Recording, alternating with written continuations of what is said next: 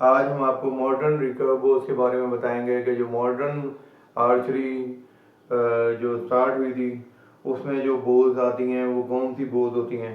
इनके मुख्तलिफ नामों से लोग इनको मार्केट में जानते हैं। कुछ इनको टेक डाउन बो कहते हैं, कुछ इसको रिकर्व बो कहते हैं। अभी आते हैं हम इसके राइजर्स की तरफ। इनको टेक डाउन इसलिए कहा जाता है कि आप इन ट्रेडिशनल एशियाटिक बोज की तरह वन पीस बो होने के बजाय ये बोज जो सी हैं पार्ट्स में होती हैं कि आप इनको जब भी चाहें अनमाउंट कर दें और सारा डिसेंबल करके खोल कर आप इसको बैग में पैक करके कहीं भी मूव करना चाहते हैं तो आप मूव कर सकते हैं। अब हम आपसे इनके बारी बारी डिटेल्स के बारे में बताते हैं। अब सबसे पहले पीस की तरफ हम आते हैं। आपके सामने ये मौजूद है इस वक्त। इसकी डिटेल्स के बारे में बताते हैं। इनको पकड़ने का तरीका क्या है। इसमें लेफ्ट हैंड और राइट हैंड राइजर्स आते हैं क्योंकि एशियाटिक बोज में लेफ्ट हैंड और राइट हैंड के लिए कोई प्लेसिंग नहीं होती। आप दोनों हाथों से इस्तेमाल कर सकते हैं। मगर इन मॉडर्न बोज के अंदर इनके राइजर्स में ग्रिप का एरियाज होता है कि आप इसको किस हाथ के लिए पकड़ेंगे। अब इसकी फर्दर डिटेल्स में आपको दिखा रहा हूँ। ये आपको इसमें ग्रूव नज़र आएगा जो जहाँ मेरा थंब आ गया। ये आगे वीडियो में मैं आपको जूम करके सारी डिटेल्स इसकी दिखाऊंगा तो आप उस वहाँ भी ये चीज़ें देख सकते हैं। तो यहाँ पे एक गैप आ रहा है, डिप आ रहा है जो आपके थंब की प्लेसिंग के लिए यूज़ होता है।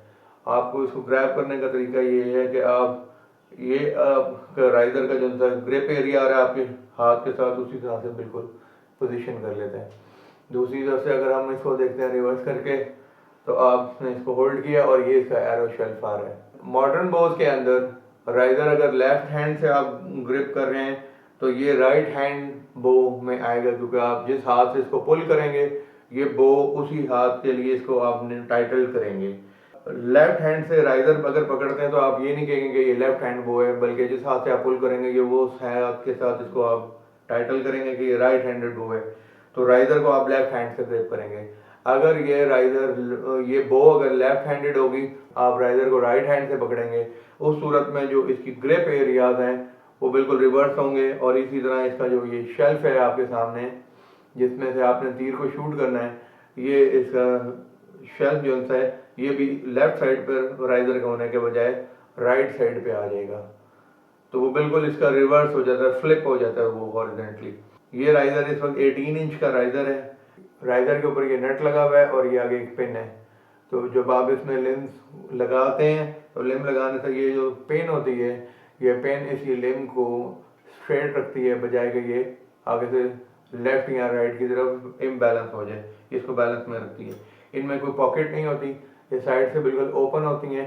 ये जिस तरह अभी आपके सामने यहाँ पे फ्लैट है बिल्कुल। ये नट इसके अंदर लगा हुआ है। सिंपल आपने लिम को अटैच करना है इस होल के अंदर और आपने नट को कस देना है तो ये राइजर आपका असेंबल हो जाता है। अगले की तरफ चलते हैं। अगले राइजर की तरफ आते हैं। ये 19 इंच का राइजर है और 19 इंच के राइजर के अंदर भी अगेन वही कॉन्सेप्ट सारा वही है। राइट हैंडेड बो है तो आप लेफ्ट हैंड के साथ इसको ग्रिप करेंगे। ग्रिप का ये एरिया ये सामने आपके सामने इसका एरो शेल्फ है जिसके ऊपर यहाँ पे ये एरो रस्ट लगाया हुआ है जो एरो को हेल्प करता है बिगिनर्स के लिए कि जब आप शूट करते हैं तो आपके पास दो ऑप्शन होते हैं। एक ये कि आप उसके शेल्फ से शूट करें। उस सूरत में अगर एक बंदा बिगनर है और उसको अपने शेल्फ के ऊपर कंट्रोल नहीं है और उसके तीर का स्लिप होने का खतरा है तो वो फिर यहाँ पे हम एरो रस्ट अटैच कर देते हैं ताकि वो उसके ऊपर एरो जो है एरो हेड वो उसके ऊपर क्लैंप हो जाए, बिल्कुल फिक्स हो जाए तो वो फिर स्लिप नहीं करता। इसकी फर्दर डिटेल्स के बारे में चले जाते हैं। ये स्टैंडर्ड पॉकेट के साथ आ रहा है। ये मैं आपको आगे वीडियो में इस जूम करके भी दिखा दूंगा। इसमें स्टैंडर्ड पॉकेट्स आती हैं, ये प्लास्टिक की पॉकेट्स लगी हुई हैं। इनकी ऑल्दो के लाइफ इतनी अच्छी नहीं होती क्योंकि प्लास्टिक है, अगर आपकी बो गिरती है तो जो है वुड को तो इतना प्रॉब्लम नहीं होता, मगर ये जो प्लास्टिक की ब्रैकेट्स होती हैं ये अपनी इसकी वॉल जो सी किनारे से ये टूट जाती होती हैं। इसको भी असेंबल करने का बड़ा आसान तरीका है कि आप इसका ये जो इसको बोर्ड लगा हुआ है आप सिंपली इसको और आप इसको अनस्क्रू करके इसके अंदर लिम को फिक्स करेंगे और फिक्स करके आपने बस इसको टाइट कर देना है। इसको हमेशा हाथ से टाइट करना चाहिए, कभी भी इसको प्लास वगैरह के साथ या किसी टूल के साथ आप टाइट नहीं करेंगे क्योंकि टाइट करना, ओवर टाइट करने की सूरत में लिम जो सी हैं वो परमानेंटली डैमेज भी हो सकती हैं। इन राइजर्स में स्टैंडर्ड पॉकेट के साथ जो आते हैं, इसके अंदर इसके ये बोल्ट जो से हैं ये 2 पीसेस में आते हैं। इसका फीमेल जो सा है वो आप ये देख रहे हैं कि इसका फीमेल जो सा है ये यहाँ पे अंदर इसके होल होकर अंदर फिक्स हुआ हुआ है परमानेंट। दूसरी तरफ से जो ये बोल्ट है, ये बोल्ट का मेल जो है इसके अंदर इसमें चूड़ी है वो उसमें डाला जाता है। अगर आप इसके अंदर ये मेल फीमेल और मेटल के कंप्लीट जैकेट नहीं रखते तो जाहिर बात है कि लकड़ी के निस्बत लोहा सख्त है। लोहा जब भी इसके अंदर बार बार आप कसेंगे तो वो वुड के अंदर जो है होल को लूज अप कर देगा और वो उसकी लाइफ नहीं होती। तो बेहतर होता है कि मजबूती के लिहाज से जो है वो यही कॉम्बिनेशन यूज़ किया जाए। ये भी स्टैंडर्ड के मुताबिक ही बोल्ट हैं इसके। अगले पीस की तरफ जाते हैं। ये 21 इंच का राइजर है और 21 इंच के राइजर में सिर्फ साइज इंक्रीज हो जाता है। ये आगे मैं आपको बताऊंगा कि साइज के इंक्रीज होने से जो है बो के साइजेस में ओवरऑल किस तरह से इंक्रीज होता जाता है, क्योंकि इनकी लेंथ का साइज स्टैंडर्ड होता है और इसके अंदर आप 62 इंच की भी बो होती है, 64 इंच में भी वो होती है, 66 इंच में भी होती है, 68 इंच में भी होती है। तो इसमें साइज के जो से ये वेरिएशन है, इन वेरिएशन को पूरा करने के लिए, क्योंकि लेम का साइज वही स्टैंडर्ड लेम का साइज है, तो हम लोग राइजर के साइज को चेंज करते जाते हैं ताकि बो का साइज बढ़ता जाए। ये राइजर आपके सामने जो मौजूद है ये भी रोजवुड में बना है, बाकी तमाम भी रोजवुड में ही है, क्योंकि हम लोग ज्यादातर रोजवुड यूज करते हैं। रोजवुड एक मजबूत लकड़ी है। पाकिस्तान के अंदर लोग डार्क कलर को ज्यादा पसंद करते हैं वेपन्स के अंदर निस्बतन लाइट कलर के, तो हम लोग डार्क कलर के कॉन्ट्रास्ट में ही इसीलिए चलते हैं क्योंकि कस्टमर भी यही पसंद करते हैं, लाइट कलर नहीं पसंद करते, तो इसलिए हम लोग अल्टरनेट वुड्स आप यूज कर सकते हैं। आप ओक वुड यूज कर सकते हैं, आप ऐश वुड यूज कर सकते हैं, लेकिन लोग ज्यादातर क्योंकि हमारे कस्टमर डार्क कलर पसंद करते हैं इसलिए हम लोग रोज वुड का इस्तेमाल करते हैं। ये 21 इंच का राइजर है, स्टैंडर्ड पॉकेट के साथ है, स्टैंडर्ड बोल्ट्स के साथ है। ये इसको आप लेफ्ट हैंड से इसी तरह ग्रैब करेंगे और ये सामने इसका आपके एरो शेल्फ आ रहा है, इस पे एरो रेस्ट भी लगा हुआ है, बिगनर्स को भी हेल्प करता है, एक्यूरेसी को भी इंक्रीज करता है। इसी तरह इस पे भी यही पॉकेट्स लगी हुई हैं और आप इसमें लिंक की अटैचमेंट के लिए इसके भी बोल्ट को बिल्कुल इसी तरह से आप अनस्क्रू करेंगे, ये आप लिम लगाकर इसको दोबारा हाथ से कर सकते हैं।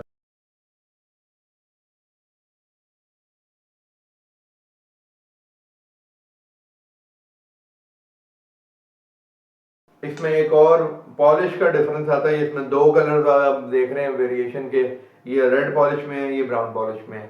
ये दोनों सेम है बिल्कुल, 21 इंच के अंदर हैं, वुड भी सेम है। पॉलिश का डिफरेंस है कि आप पॉलिश में जो वेरिएशन दे रहे हैं ये इसके अंदर डिफरेंस आ जाता है। वुडन राइजर जितने भी हैं इनके अंदर नेचुरली शॉक एब्जॉर्प्शन ज़्यादा अच्छी होती है। आप जब भी इससे साथ शूट करेंगे तो आपकी लिंस की को लाउड नहीं होने देता और लाउड ना होने की वजह से ही ये बॉल जो सी हैं हंटिंग में ज़्यादा पसंद की जाती हैं। अगले राइजर की तरफ आते हैं तो ये 23 इंच का स्टैंडर्ड साइज है, ये लार्जेस्ट आता है। कुछ केसेस में 24 इंच भी लोग यूज़ करते हैं, लेकिन हमारा लार्जेस्ट 23 इंच का राइजर है। 23 इंच के राइजर में अभी आपके सामने जो मौजूद है, हमने इसके अंदर इंग्रेविंग्स की हुई हैं। ये एक स्पेशल पीस है जो इंग्रेव किया हुआ है हम लोगों ने। मॉडर्न बोल में एक ये भी फायदा होता है कि राइजर क्योंकि इसका स्टैटिक पार्ट है, सॉलिड पार्ट है, ह्यूज है वॉल्यूम के लिहाज से, क्योंकि मॉडर्न बोल के राइजर का वॉल्यूम ज़्यादा होता है स्टैटिक बोल के निस्बत। इसमें रूम काफ़ी होता है कि आप इसमें अगर इंग्रेविंग्स करना चाहें तो आप इंग्रेविंग्स कर सकते हैं। आपके सामने ये 23 इंच का स्टैंडर्ड राइजर है, ये सबसे बड़ा राइजर है जो हम लोग बनाते हैं। अगेन लेफ्ट हैंड से आप इसको ग्रिप करेंगे, ये आपके सामने एरो शेल्फ है जिसके ऊपर एरो रेस्ट भी लगा हुआ है।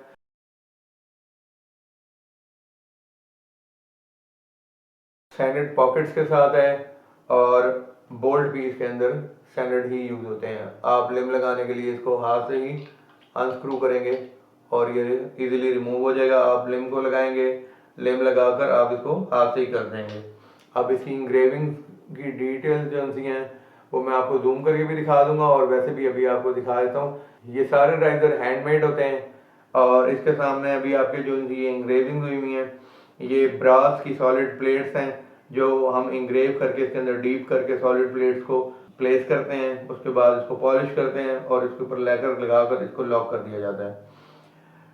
बहुत यूनिक काम हुआ हुआ है, सारा हाथ का काम है।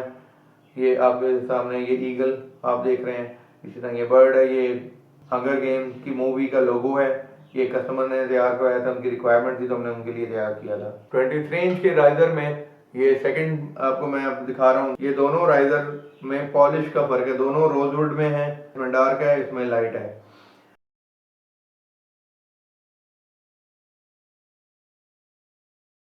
ये हैंडमेड इंग्रेव्ड है, सारी आप इसकी डिटेल्स देख सकते हैं। दूसरी तरफ मैं आपको दिखाता हूँ, ये स्टैंडर्ड पॉकेट के साथ है। ये आप जो इसमें एलिफेंट बने हुए देख रहे हैं, ये चांदी के बने हुए हैं, ओरिजिनल सिल्वर है। और नीचे ये जो बर्ड बना हुआ है, इसमें भी सिल्वर एरिया में चांदी का इस्तेमाल हुआ है और गोल्डन एरिया में ब्रास सॉलिड प्लेट्स हैं। ये चांदी का काम हुआ है, क्योंकि मॉडर्न बोल में राइजर्स का साइज बड़ा है, वॉल्यूम बड़ा है, आपके पास में इंग्रेविंग के ऑप्शंस होते हैं, ये भी कस्टमाइज हम ऑप्शंस देते हैं। अब आपको लिम्स के बारे में बताते हैं। तो दो तरह की लिम्स हैं, रिकर्व बोल्स के लिए जो यूज होती हैं। ये स्टैंडर्ड लिम है रिकर्व की। इसके अंदर आप अगर साइड से इसको देखेंगे तो आपको इस लिम का प्रोपोर्शन पता लगेगा कि ये लिम जो होती है ये किस तरह से बनी हुई है। ये स्टैंडर्ड लिम आपको मैं क्लोजअप पे दिखा रहा हूँ। इसमें यहाँ पे इसकी एक वॉशर आती है जिसमें होल है, यही वो होल है जो आप राइजर के साथ फिट करते हैं। ये लिम साइड से अगर आप साइड एंगल से देखेंगे तो ये यहाँ से थिक होती है, थिक होने के बाद 8 इंच के बाद से ये थिन हो जाती हैं। ये थिन होकर through out till the end ये स्लिम ही रहती हैं, बिल्कुल स्लिम रहती हैं। ये अपने सिर्फ यहाँ बोर के पास है जहाँ से इन्होंने पॉकेट में इंसर्ट होना है, यहाँ इनकी थिकनेस ज़्यादा होती है क्योंकि वहाँ पे नट ने असेंबल होना है और उसके बाद इसकी लिम ये स्लिम होती जाती है और थ्रू आउट द एंड ये स्लिम रहती है। फिर इसके बाद इसके यहाँ इसके एक ग्रूव आता है जिसमें इसकी स्ट्रिंग जो होती है वो उससे स्लिप ऑफ ना हो। ग्रूव आपको नजर आ रहा है, ताकि क्योंकि ये रिकर्व है तो स्ट्रिंग यहाँ टच होती है, अगर यहाँ ग्रूव नहीं होगा तो वो स्लिप हो जाएगी बाहर। ये लिम्स नॉर्मली जब भी डैमेज होती हैं तो इनके डैमेज होने के दो तरीके होते हैं। एक ये कि ये डीलैमिनेट हो जाती हैं और दूसरा ये कि इनमें टिल्ट आ जाते हैं। ये अपने किनारे से आइदर लेफ्ट या राइट की तरफ हल्का सा टिल्ट हो जाएगी ख़राब होने की वजह से। इनको कभी भी अगर आप ज़्यादा गर्मी में रखेंगे, जिसमें नॉर्मली लोग गाड़ी में डिग्गी में रख देते हैं गर्मियों में, या अगर वो डैशबोर्ड पे रखते हैं या बैक पे रखते हैं जिसमें विंड स्क्रीन के साथ धूप डायरेक्ट इस पर पड़ती है, तो उस हीट की वजह से, इंटेंसिटी की वजह से अगर ये ओवर हीट हो जाएंगी तो ये आइदर लेफ्ट या राइट की तरफ, ये सेंटर है इसका बिल्कुल स्ट्रेट, तो या इस तरफ टिल्ट हो जाएंगी या इस तरफ टिल्ट हो जाएंगी। और ऐसी लिंक को कभी इस्तेमाल नहीं करना चाहिए क्योंकि उस सूरत में स्ट्रिंग जो होती है आपके हाथ में भी हिट हो सकती है, लिम टूट भी सकती है और किसी किस्म का आपको चोट भी आ सकती है। स्टैंडर्ड लिम से बाद हम आपके साथ डिस्कस करते हैं semi static limbs. Semi static limbs जो होती हैं ये बड़े स्ट्रॉन्ग कॉन्सेप्ट के साथ तैयार की जाती हैं। ये प्योर हंटिंग में यूज होती हैं, जबकि स्टैंडर्ड लिम्स को आप स्पोर्ट्स में इस्तेमाल करेंगे और हंटिंग में भी करना चाहें तो आप कर सकते हैं। सेमी स्टैटिक जो होती हैं ये स्पोर्ट्स में अलाउ नहीं है क्योंकि इनकी स्टेबिलिटी ज़्यादा होती है, इनकी परफॉर्मेंस अच्छी होती है और स्टेबिलिटी की वजह से इनके ड्राई फायर की आवाज़ कम होती है, इसको शूट करने से आवाज़ कम आएगी और आवाज़ कम होने की वजह से ऐसी लिम्स से आप हंटिंग के लिए अगर यूज़ कर रहे हैं तो आपको बहुत ज़्यादा बेनिफिट होता है। इनमें भी इसी तरह होल आता है कि आपने उसको राइजर में अटैच करना हो, उस एरिया से ये ज़रा थिकनेस में ज़्यादा होती है, फिर आगे जाकर स्लिम हो जाती हैं। स्लिम होने के बाद ये एंड पे आकर दोबारा से थिक हो जाती हैं, जिस तरह स्टार्ट पे थिक थी। और इनको थिक रखने की वजह यही होती है कि इसके एंड जो होते हैं वो स्टैटिक होते हैं और इसीलिए इसको सेमी स्टैटिक कहते हैं। यहाँ से आगे इसकी थिकनेस दोबारा स्टार्ट हो जाती है, ये एरिया स्टैटिक होता है। ट्रेडिशनल बॉल्स की तरह इनके अंदर भी, इन लिम्स में भी यही कॉन्सेप्ट है कि ये अपने एंड से स्टैटिक होती है, सेंटर से ये फ्लेक्सिबल होती है, फिर ये आकर लिम राइजर के साथ यहाँ से अटैच हो जाती है। इन लिम्स का जो प्रेशर एरिया है वो बिल्कुल सेंटर है, जबकि स्टैंडर्ड लिम्स का जो प्रेशर एरिया है वो उनके एंड है। सारा जोर इसके किनारे पे आता है स्टैंडर्ड के ऊपर और सेमी स्टैटिक का सारा जोर जो होता है वो उसके सेंटर पे आता है। इस वजह से दोनों की शूटिंग की परफॉर्मेंसेस में डिफरेंस है। Standard limbs are loud, semi static और साइलेंट लिम्स। एक तरफ अगर स्टैंडर्ड लिम्स की बात करें तो they are fast. Semi static limbs जो हैं दीज आर एक्यूरेट, इनकी एक्यूरेसी अच्छी आती है, इनकी पेनिट्रेशन आती है ज़्यादा क्योंकि इनके अंदर पाउंडेज ज़्यादा। फर्दर अगर हम लिम्स की पाउंडेज की बात करें तो स्टैंडर्ड लिम्स एवरेज जो पाउंडेज आपको मार्केट में मिल जाएगी वो 15 पाउंड से लेके 38 पाउंड 50 पाउंड तक मैक्सिमम जाएंगी, लेकिन ओलंपिक्स में 38 40 पाउंड 45 पाउंड तक लोग शूट करते हैं। सेमी स्टैटिक लिम्स जो होती हैं इसमें पाउंडेज 80 पाउंड तक चली जाती हैं क्योंकि ये हंटिंग कैटेगरी के लिए स्पेशली डिज़ाइन की गई हैं। तो हंटिंग कैटेगरी में बनाने के लिए उन्होंने इसकी पाउंडेज को भी इंक्रीज की है ताकि एक तो इसकी एरो की स्पीड ज़्यादा है, दूसरा इनमें स्टेबिलिटी ज़्यादा है, और स्टेबिलिटी ज़्यादा होने की वजह से ये लाउड भी नहीं है, साइलेंट लिम्स हैं, ये बहुत अच्छा परफॉर्म करती हैं।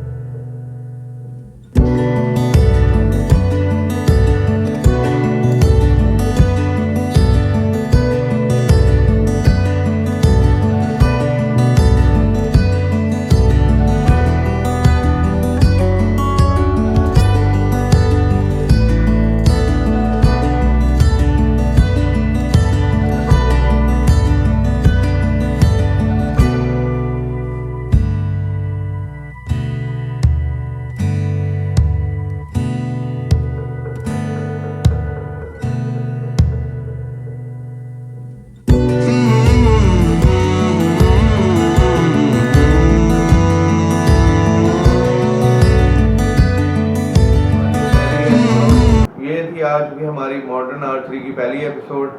अगर आप हमारी वीडियोस को पसंद करते हैं और मज़ीद इन प्रोडक्ट्स के बारे में जानना चाहते हैं तो अपना फीडबैक ज़रूर दें, हमारे चैनल को सब्सक्राइब करें, हम लोगों को कांटेक्ट करें ताकि हम लोग आने वाली नई वीडियोस जो बनाएं आपके लिए उसमें मज़ीद इंफॉर्मेशन के साथ आपके पास आएँ।